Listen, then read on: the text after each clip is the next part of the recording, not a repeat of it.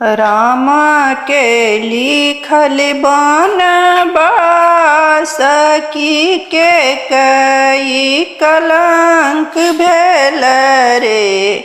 ललन रे ओही छन सीता विचारल। राम बन रहता हरे।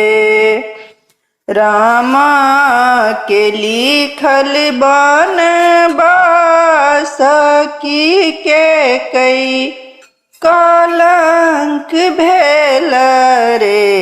ललन रे ओही छन सीता विचारल। राम बन रहता हरे। जो सीता रहती महल में महल बीच रहती हरे।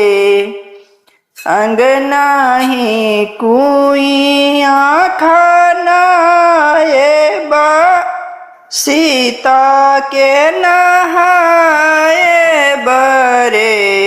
ललन रे जाओ सीता रहती महल में कहल सब करत थी रे। ललना फूल के हिरोल बाल गाए बसीता के झुलाए बरे। ललन रे राम चलल बनवास की सीता जी विचारल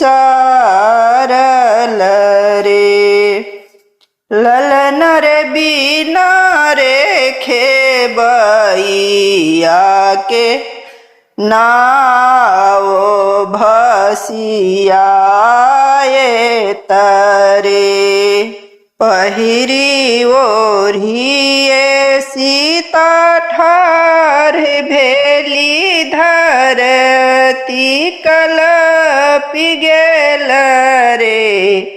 ललन रे अबधक लोक सब सीता भार भेली।